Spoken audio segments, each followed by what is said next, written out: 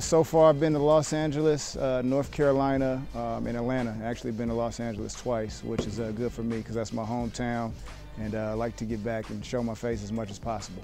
When you go out and you're recruiting, what do you look for in a player? What kind of characteristics? Definitely look for players that play hard. Modern day player being cool is, the way that the game is shifting, but I think hard work will definitely always prevail. So that's, you want to see somebody who plays hard, no matter the setting, and definitely skill. We do a lot of skill development here, but we want a guy to have a foundation when he comes to, cut down a little bit of the curve. So those are the two primary things that I look at. Are you looking for any specific positions for next year's class, or? There are certain positions of need, but at this point, when we, just getting the job, we're just trying to locate the best talent and get the Nevada Wolfpack basketball name out to the most talented players that we can. So that's kind of where we are at this point. You talked about being from LA. Is that going to be your main recruiting area?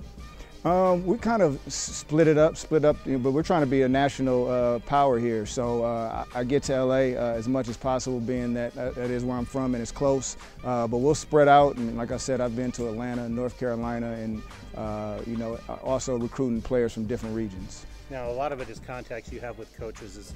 Is that a big development with you? You have a lot of contacts in that area? Yeah, I think that's the number one thing in recruiting is relationships. And being that, being from Los Angeles, growing up playing basketball, I've made a lot of connections that do have connections that can help me build relationships with certain players. So that's definitely, to me, the primary factor in recruiting is relationships. What's one of the big selling points you use to sell the University of Nevada basketball to a recruit?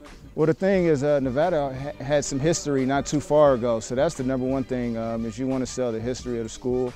Also, we have a great coach, and Coach Musselman who has an extensive basketball resume. So those are two things definitely, and then player development. We do some things here that are pretty unique, so I know that we can get players better.